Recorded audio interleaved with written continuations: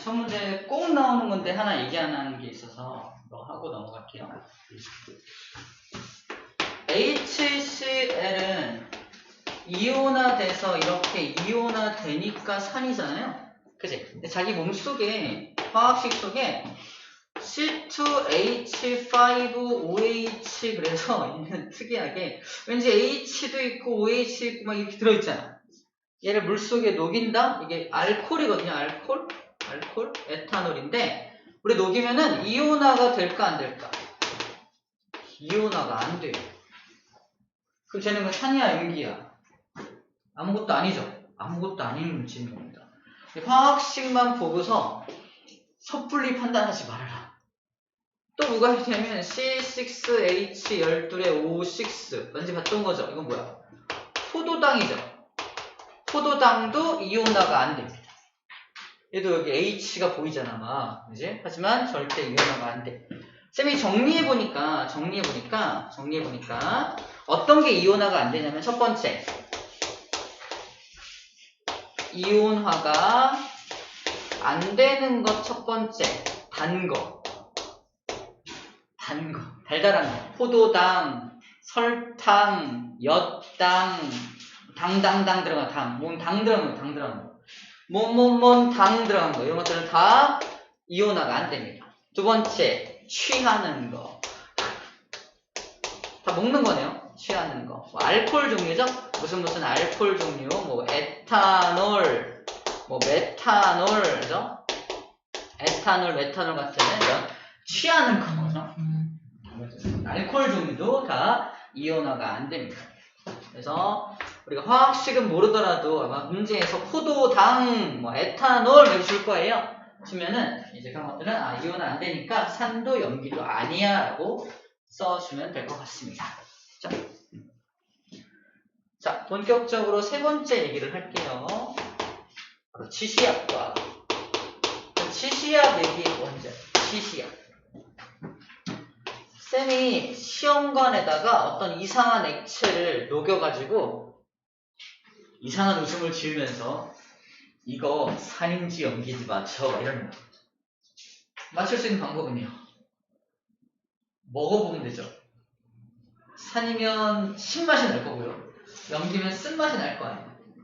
선생님이 아주 되게 사악한 선생님이라 염산을 준비했네. 손을 넣는 순간 쌤 이거야 염산 이러면 큰일 나겠죠. 먹어보면 안 되겠죠. 그래서 먹지 않고도 냄새 맡지 않고도 알 수 있는 방법. 자, 뭘 이용한다? 치시약을 이용합니다. 치시약이 뭐냐면 알지자 알려준다. 보여준다. 알려주고 보여주는 약이야. 이거만 있으면 나한테 이게 뭔지 알려주고 뭔지 보여줘. 즉 시각적 정보를 이용해서 알려줍니다. 색깔 변화를 통해서 알려준다는 뜻입니다. 치시약이란. 오케이? 색깔의 변화를 통해서 나에게 이게 산성인지, 염기성인지, 중성인지 이거를 알려주는 거예요. 자, 치시약을 4가지 정도 제시를 하고 있습니다. 우리가 산성과 만났을 때, 중성과 만났을 때, 염기성과 만났을 때를 정리해 주면 돼요. 첫 번째 나온 게 아까 처음 나왔던 리트머스입니다. 리트머스 종이. 리트머스 종이는 원래 그냥 종인데 여기다 리트머스 이끼를 이렇게 염색해 놓은 거라 했잖아. 그래서 푸른색이 있고 붉은색이 있는데 산성은 푸른색을 붉은색으로 변하게 합니다. 붉은색으로 변하게 하고요. 염기성은 붉은색 리트머스 종이를 푸른색으로 변하게 합니다. 중성은 색깔 변화가 없어요. 그러니까 푸른색 리트머스 종이를 중성 상태의 물에다가 툭 집어넣으면 그냥 푸른색이야. 붉은색 리트머스 종이를 중성 상태의 물에다가 쿡 집어넣으면 그냥 붉은색이야. 색깔 변화가 없다는 뜻은 이런 뜻입니다. 오케이? 자, 그 다음에 우리 책에서 세 번째에 나와 있는 메틸 오렌지 먼저 볼게요. 메틸 오렌지.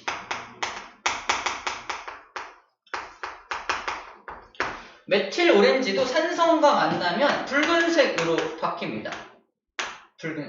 붉은색으로 바뀌어. 원래 오렌지 색깔이라서 약간 노란색을 띠는데 산성과 만나면 붉은색 계통으로 변화가 돼요. 그다음에 중성과 염기성. 원래 노란색이라며. 노란색인데 염기성하고 만나게 되면 약간 진한 노란색으로 가면서 약간 초록색 계통? 약간 초록색으로 이제 변해 갈라 하는 이런 느낌을 갑니다. 자, 이 둘을 먼저 공부하는 이유가 암기법이야. 리트머스 종이도 리트머스 이끼라고 하는 자연에서 얻은 물질로 지시약을 만든 거야. 메틸 오렌지도 이 오렌지라는 물질을 이용해서 만든 것이 자연에서 얻은 겁니다. 그러므로 자연에서 추출해서 얻은 것들은 모두 다 산성과 만나면 붉은색 계통으로 가요. 염기성과 만나면 초록색이나 푸른색 계통으로 갑니다. 얘는 좀 더 푸른 계통으로 가서 일로 간 거예요. 얘는 초록색은 푸른 계통으로 가고 있다는 뜻이고 계통이 비슷한 계통으로 간다는 거로 한꺼번에 보는 겁니다. 자, 또 뭐가 있냐면 똑같은 1번, 3번과 1, 3번과 동일한 계열이 뭐 양배추 지시약 양배추 지시약, 붉은색 장미꽃 지시약, 양배추, 장미꽃 등등등 이것만 줄게요. 양배추, 장미꽃, 포도 껍질, 검은 콩 다 자연에서 얻은 것들은 모두 다 산성과 만나면 붉은색 계열로 변하고요. 모두 다 염기성과 만나면 푸른색 계열로 변해갑니다. 푸른색이 채 되지 못할 때는 약간 진한 노란색 또는 초록색 계통으로 간다고 생각하면 돼요. 모두 똑같기 때문에 이걸 하나하나 외우는 게 아니에요. 아, 자연에서 얻은 것들은 그렇구나. 여기는 2번과 4번은 그럼 자연에서 얻은 게 아니겠네. 사람들이 인공적으로 만들어낸 지시약이라 보면 되겠습니다. 자, 두 번째 지시약의 이름은요, 바로 페놀프탈레인입니다. 하얀색으로 써야지. 페놀프탈레인.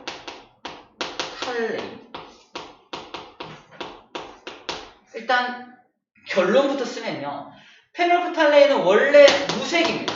원래 색깔이 없어. 근데 산성하고 만나도 색깔 변화 없어. 무색이.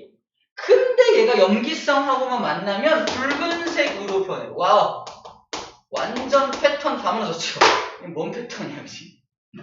그래서 어쩔 수 없이 암기법을 만들었습니다. 자, 잘 생각해. 페놀프탈레인은 맨 끝에 뭐가 있어? 레인이 있죠. 이 레인을 R-A-I-N으로 생각합니다. B야, B. B 색깔이 어때? 투명하죠? 원래 무색이야. 그래서 원래 무색이야. 그리고 이건 뭐냐면 산성비. 이쪽은 염기성 B라고 외웁니다. 산성비를 마시면 머리 빠져요. 그죠? 근데 그것뿐이에요. 머리만 빠져. 염기성 B는 난리가 납니다. 자, 염기성의 특징. 단백질을 녹인다. 강한 염기성 B를 마셨습니다. 뭐가 그러네? 피야. 어떻게 된 거야? 두피를 녹여서 피가 터진 거예요. 암기법은 좀 잔인할수록 잘 외워집니다. 그래서 염기성 B를 맞으면 빨간색으로 변하는 거예요. 됐나요? 그래서 산성 B는 그냥 머리만 빠질 뿐 피는 안 나죠. 무색이. 별로 없어. 근데 염기성 B를 맞으면 붉은색으로 변합니다. 알죠? 이렇게 암기할 거예요. 그래서 페놀프탈레인 용액은 염기성하고만 반응한다라고 외워줍니다. 자, 맨 마지막 거는 PTB 용액입니다. PTB 용액. 브롬 티몰 블루 용액이라서 원래 푸른색을 띠는데 이것도 암기를 하려다 보니까 너무 어려워요. 결론부터 쓰면 이래요. 결론 쓰면은 산성하고 만나면 노란색이 되고요. 중성은 또 초록색이에요. 산성은 또 푸른색입니다. 이것도 뭐야? 패턴이 없지. 쌤이 그래서 준비한 암기법은 이거예요. 나무가 나무. 큰 나무예요. 여기에 B라고 하는 열매가 매달려 있습니다. 우와! 대박. BTB죠? BTB죠? 이 열매의 이름은 B로 시작하는 열매예요. 뭘까요? 그거. 바나나 정답. 바나나. 그래서 암기법은 그냥 바나나 용액이다 라고 생각하는 거예요. 바나나 무슨 색깔이에요? 먹을 때는 노란색이죠. 그치? 노란색 바나나. 안녕 노란색 바나나. 맛있겠다. 근데 얘를 수입할 때 무슨 색깔로 수입하는지 알아요? 초록색 상태로 수입합니다. 걔를 이제 약품 처리해서 노랗게 만드는 거잖아. 초록색 상태로 수입해요. 수입합니다. 그러니까 얘가 초록색이 노란색보다 좀 어린 거죠. 좀 전의 단계잖아. 그럼 초록색 바나나보다 더 어린 것. 잘 들어. 좀 억지가 있습니다. 푸릇푸릇한 새싹. 푸릇푸릇한 새싹. 그래서 푸릇푸릇한 새싹입니다. 다시 말해서 바나나의 성장 과정으로 암기합니다. 선생님 그러면 방향성이 왜 이쪽 방향인가요? 왜 노란색이 산성인지는 어떻게 알죠? 야, 산성은 맛이 어떻다 그랬어? 신맛이 난다 했잖아. 이거 좀 더 익혀봐. 썩을 거 아니야. 신맛 나네. 그래서 방향성이 이쪽 방향성이 노란색 쪽이다라고 같이 암기하면 되겠네요. 그죠? 바나나의 성장 과정으로 외워줍니다. 근데 또 되게 놀라운데 만들고 나서도 괜찮다. 괜찮다. 이게 지시학에 대한 색깔 변화 내용입니다. 아시겠죠? 그러면 다 돼. 모든 지시학을 다 외울 수 있습니다. 제일 많이 나오는 게 BTB가 제일 많이 나와요. BTB가. 패널도 탈린하고.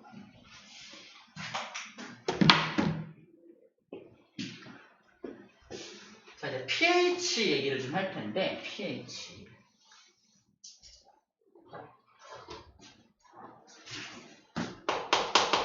pH가 뭐냐면, 우리나라 말로는 수소 이온 농도 지수라고 해요. H가 수소 이온이야, 수소 이온. 수소 이온이 얼마나 많이 들어있냐를 가지고 pH를 정한 거예요. 나중에 화학 배우면 POH를 배워요. POH 배웁니다. pH만 나오는 건데 수소 이온 농도 지수예요. 이 pH를 구하는 방법이 마이너스 로그 수소 이온의 농도로 구합니다. 이거 몰라도 됩니다. 중요한 건 마이너스가 붙으면 이게 분모로 내려가거든요. 그죠? 그건 알죠. 그래서 수소 이온이 많으면 많을수록 이게 분모로 내려가니까 pH는 낮아집니다. 그래서 pH 숫자가 작을수록 수소 이온이 겁나 많은 거야. 그래서 강한 산성인 거지. 그래서 우리 위가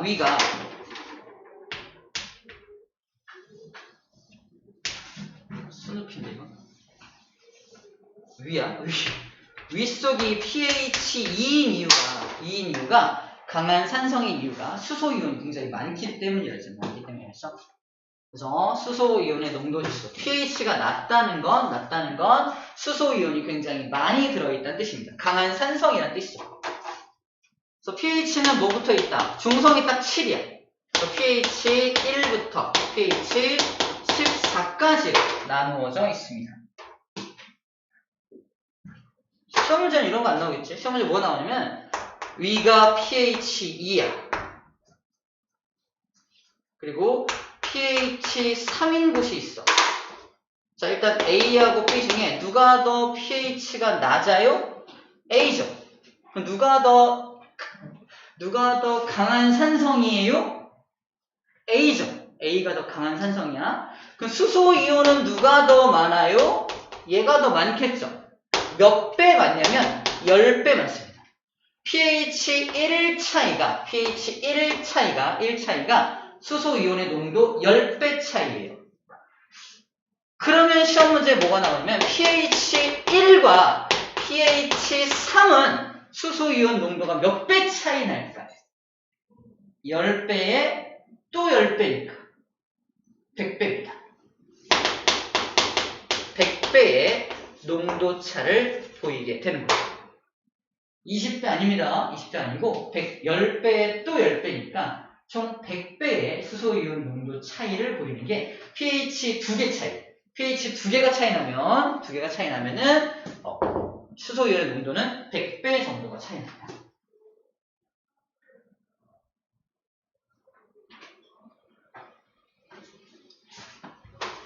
쌤이 또 알지 못하는 어떤 용액을 주고 야 이거 pH가 얼마인지 맞춰봐 라고 줍니다.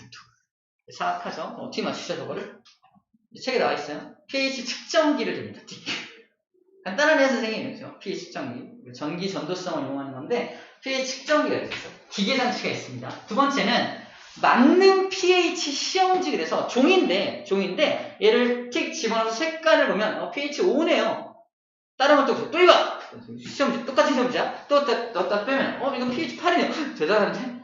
같은 종인데 pH에 따라서 색깔이 다 다르게 나타납니다. 이게 맞는 pH 시험지라서 우리 230쪽 왼쪽 맨 밑에 나와 있는 개가 pH 시험지가 맞는 pH 시험지. 거기 색깔 쭈루룩 그려져 있죠. 그게 pH에 따라서 색깔이 다 다르게 나타나는 뜻입니다. 두 가지를 가지고 pH를 측정할 수 있어요, 실제로. 그렇게 측정한 pH가 우리 주변에 있는 물질들의 pH가 맨 밑에 정리가 되어 있습니다. 딱 pH 7, 딱 중성인 게 증류수죠. 증류수를 기준으로 오른쪽은 염기성, 왼쪽은 산성인 겁니다. 가장 강한 산성이 위에. 레몬이 pH 2, 탄산음료가 pH 3, 토마토가 pH 4, 커피가 pH 5, 달걀 노른자는 5.5 정도 되네요. 우유가 pH 6.5 됩니다. 우유도 아주 약간의 산성을 띠고 있잖아요. 달걀, 흰자, 베이킹소다, 비누, 거기 베이킹소다 별표 있어요. 베이킹소다가 약간의 염기성을 띈다는 거 꼭 기억합시다. 베이킹소다. 우리 빵 만들 때 넣는 그 가루 있죠. 마법의 가루. 부풀게 하는 마법의 가루가 베이킹소다인데 걔가 아주 약간의 염기성을 띈다는 거 기억합시다. 거기 가정용 암모니아수 아까 염기성이라고 말했죠. 하수구 세정제 다 이제 단백질을 녹이는 성질을 이용해서 세정제로 이용하는 것들입니다. 자, 오케이 됐습니다. 이렇게 정리해주면 되고요. 자, 마지막 지구 환경과 산 연기를 정리를 해볼게요.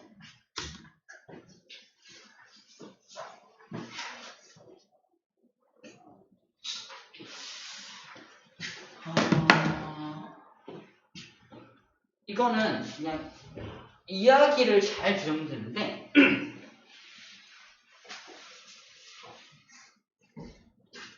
우리 화석 연료를 많이 사용함으로 해서 대기 중에 이 기체가 많이 생성된 이 기체 이름이 뭐예요? 화석 연료를 많이 떼서 생긴 이 기체. 지구온난화의 주범. 누구야? 난 아닌데 누구야? 이산화탄소. 이산화탄소가 지금 굉장히 많이 급증하고 있는 중입니다. 그럼 무슨 일이 생길까? 지구의 온도가 높아지는 건 알고 있죠.